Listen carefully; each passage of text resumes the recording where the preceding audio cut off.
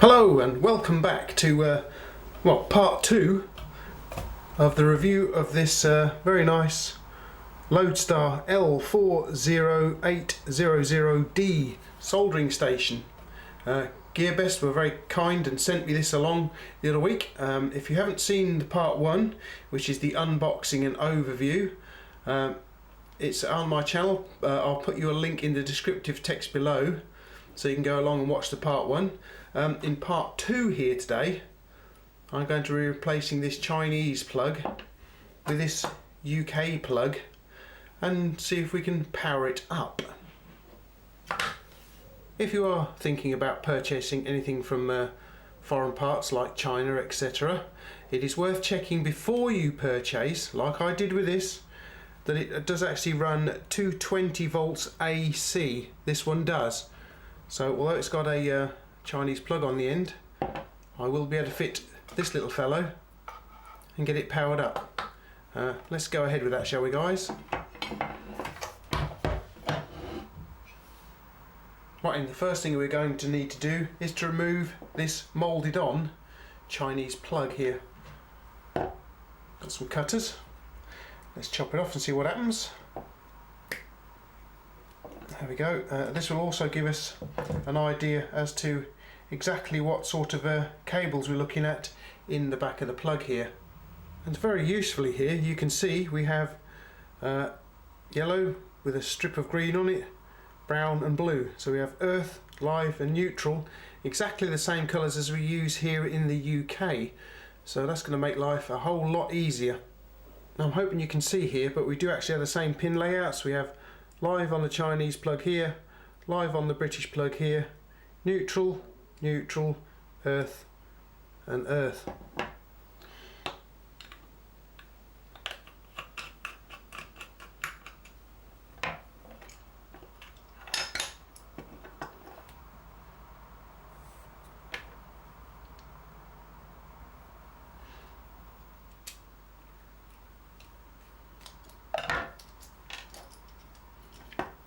Okay, so we've got the wire stripped back, we've got it laid into the plug so we know where everything's going. We've got the earth cable, earth wire going to the earth terminal. Here's the neutral terminal, and I've just noticed it's got a screw missing. Here it is, here's the screw in the top there, so we haven't lost it at all. So we're going to have to trim both the neutral and the earth cables to the relevant length to fit into their terminals.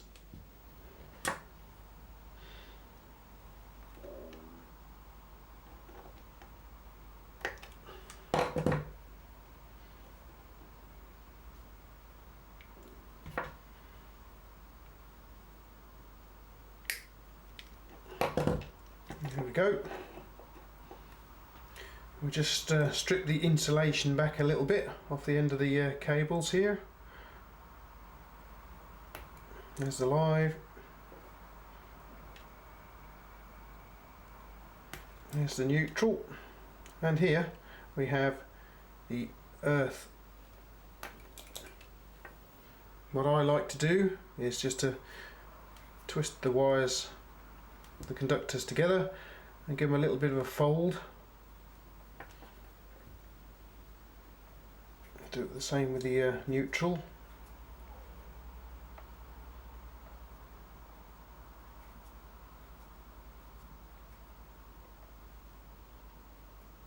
There we go, and the earth as well, look. Okay, it gives you a little bit more of a secure connection, I think, if you fold them over.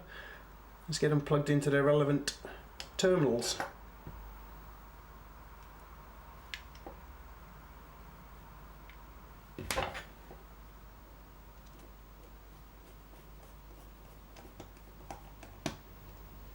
And we better get this loose screw back in its proper place as well before we continue any further. There we go. Now then, can we get the neutral going in there where we want it? Hang on, let's push the pin out a bit.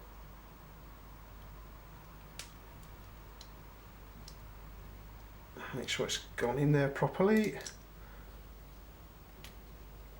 which it looks like it has. Screw it in.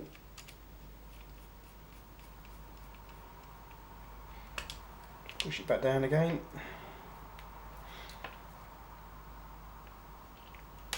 Time to have a go at the earth. Can we get the pin out? There we go. There's the pin coming out.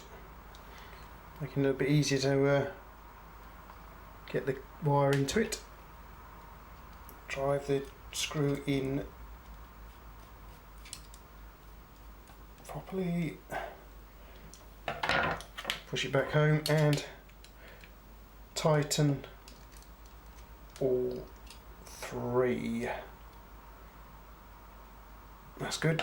Right then. Let's get the retaining bar in there again. Secure the cable into place.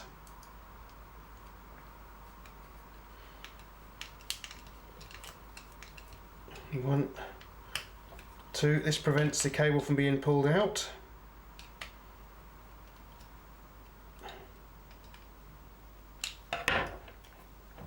There we go.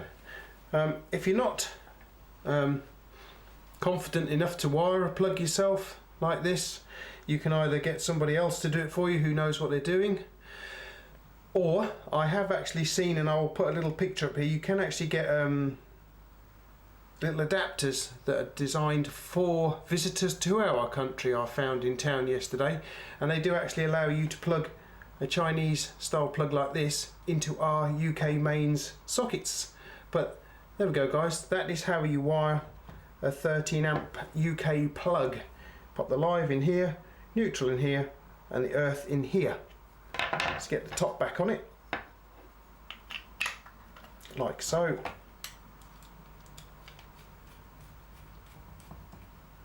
Right, there we go. I suppose we better try and see if it works now then.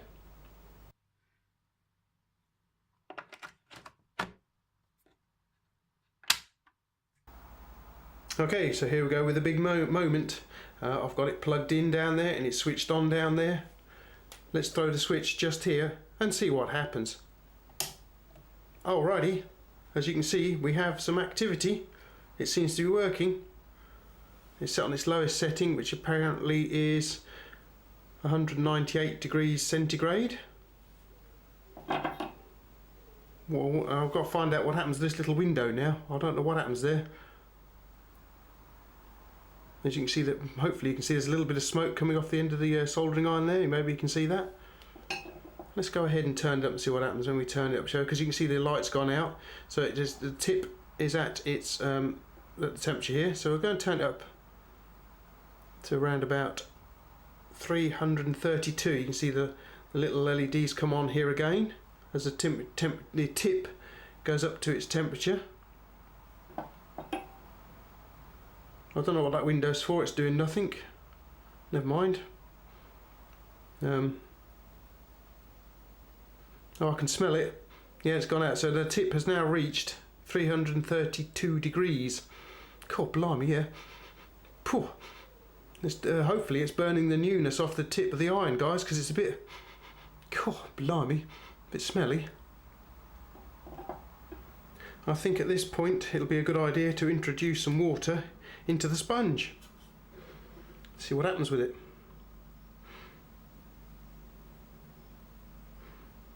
There it goes, look. Expanding out quite nicely.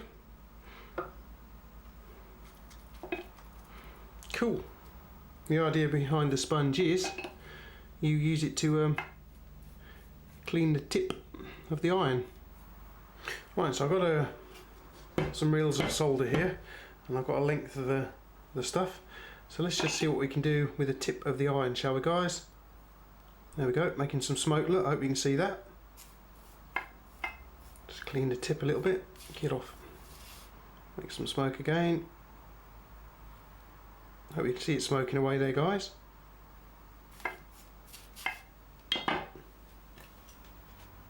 So I've got some probably ancient components here collected over many years of experience, and just here we've got some Vero board too. What I'm going to do is I'm going to pop a few of these different components here through the holes in the Vero board and show you guys how to solder them on. I've also got a a panel mount socket here, which I'm going to solder some wires into the little solder buckets there. You guys can come along for that one too. Got some slightly more appropriate size tooling here, guys, so let's have a look what we can do.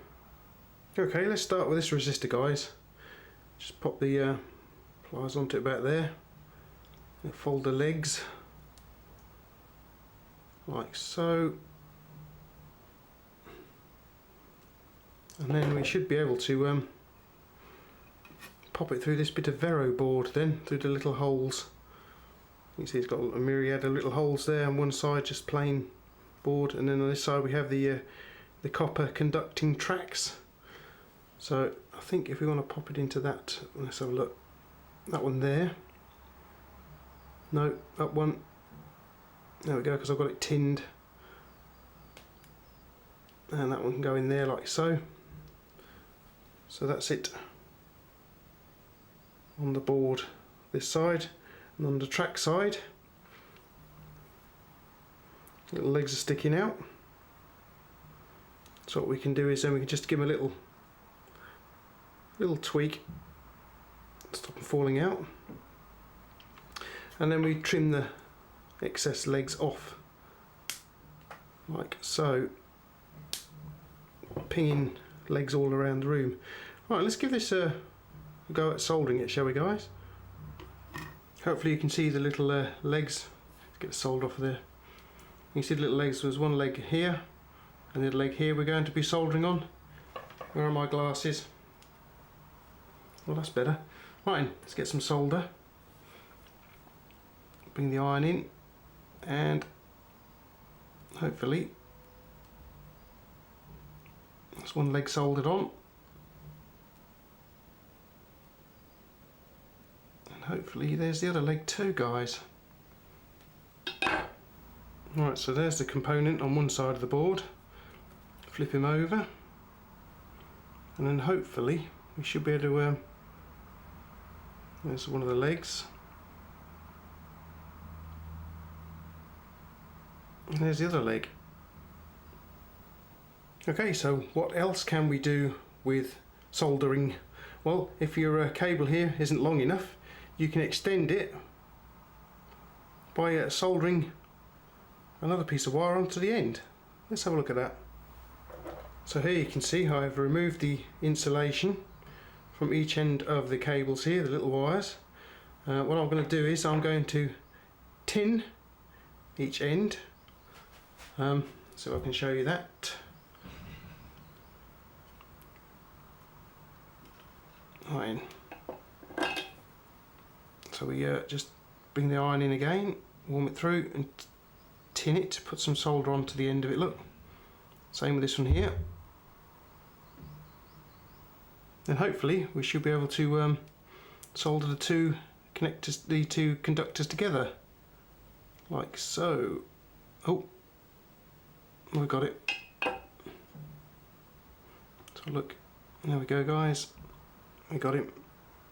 So then what we need to do is insulate this joint. And how are we going to do that? Well, you could use electrician's tape if you wanted to, but that's a bit of a naff solution. What we would use professionally is some heat shrink tubing like this. I have cut it to length, and then we can feed it over the end of the wire like so, until we get to the relevant part, the bare end. Can we get it over? Yes, we can. Right, so that's got it covered. Now you saw how easily it was for me to slip that little bit of heat shrink tubing over there. So what is to stop it coming off? Well, I'll show you guys. This is my heat gun. Not a hairdryer, a heat gun. What we're going to do is hold our joint just above the nozzle here and switch it on. When I switch the heat gun on and the heat starts to come through, you should see the heat shrink down to form a nice insulated joint. Let's give it a go.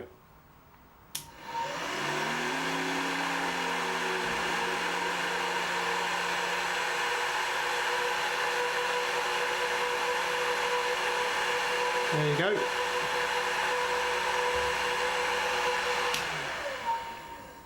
And there you can see how it's shrunk down onto the wire quite nicely, and it won't go anywhere now.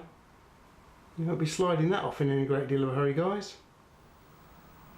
Okay, and we're back to the connector now I showed you earlier on. This is the back end of things, so the two little, what we call solder buckets here. What we can do is, if I can find my solder, here's my iron, what we can do is we can tin the buckets,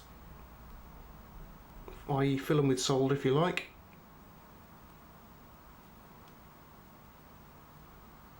Like so.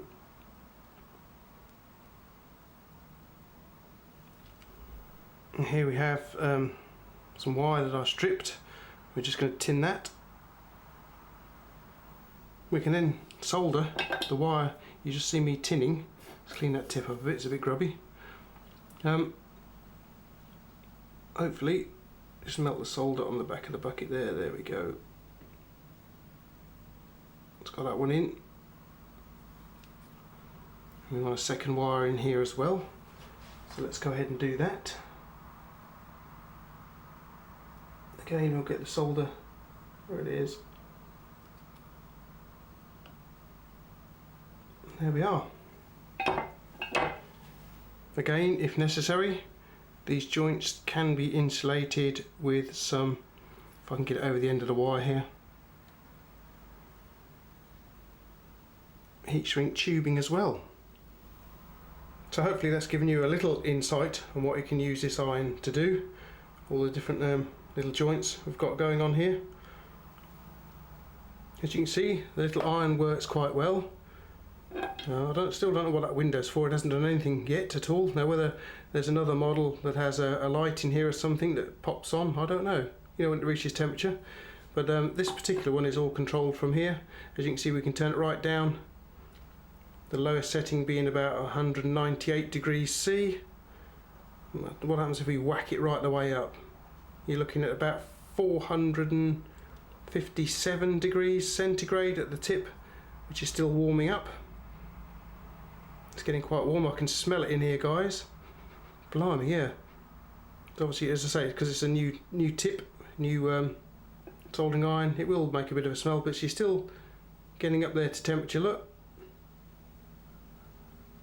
Still climbing. There it goes. So we've reached temperature now, guys. It will keep on and off as it cools and reheats it again, but we'll turn it down to around about 330. That'll do it. That's served me quite well this morning. The reason we use temperature controlled irons like this is so you have more control over the temperature of the tip, so that you don't damage vulnerable components, because some components can very easily be damaged by excessive heat, as well as they can be by electrostatic discharge too. So you can whack it right up here like so, and sink a lot of heat into your whatever you're doing, or you can turn it right down and be very careful with what you're doing, you know, so as again, so you don't damage any components with the excessive heat.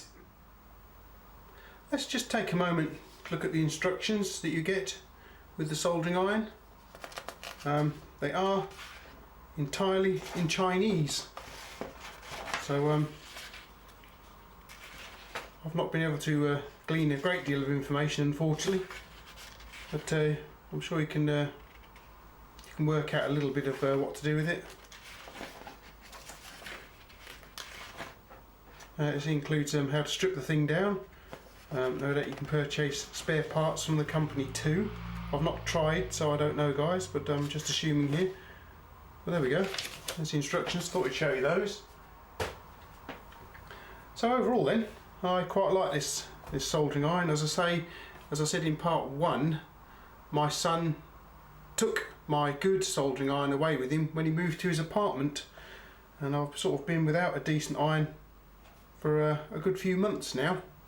Now, if you are considering purchasing electrical kit like this from abroad, I'll put up a picture now, but please make sure you check the voltage on the unit before you order it, because some of the stuff you purchase from abroad is like 110.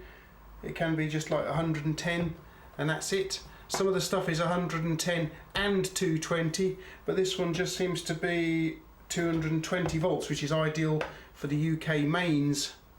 Again, if you're not sure about wiring plugs and what have you, please leave it to someone who knows what they're doing. Or you can buy one of these adapters. I'll pop a picture in here, but I have seen in town yesterday an adapter for visitors to this country, so they can bring their own kit along, plug it into this adapter and then plug it into our mains.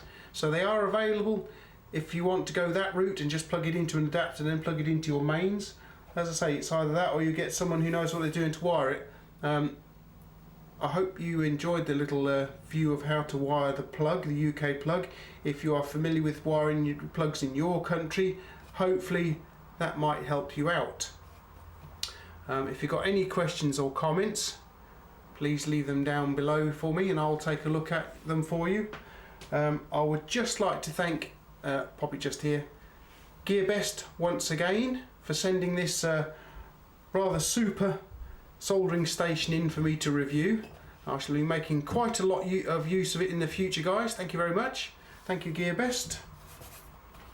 GearBest are hopefully sending me, I believe they're sending me something in this coming week.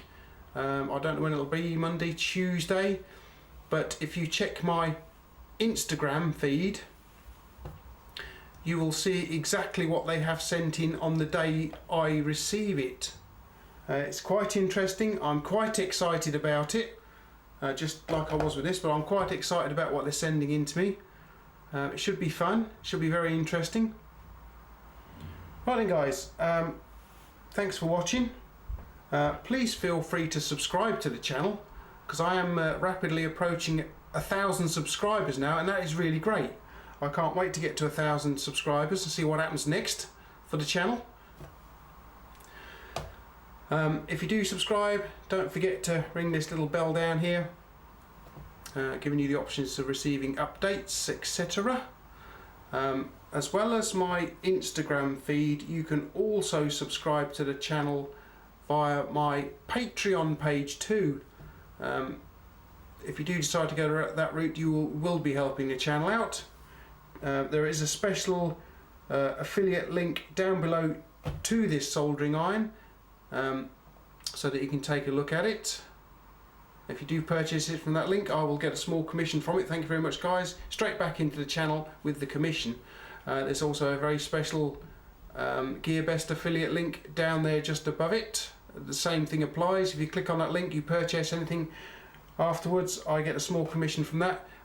It doesn't cost you any more to purchase from these links, guys. I just get a little bit of commission from GearBest, and it goes straight back into the channel to buy interesting stuff for you to look at.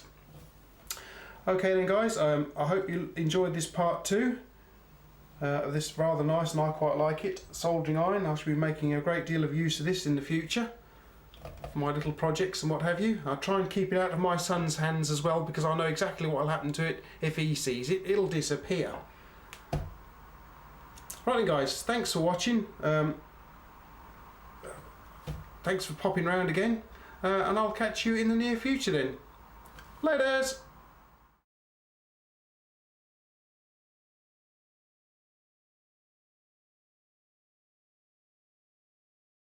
Rough.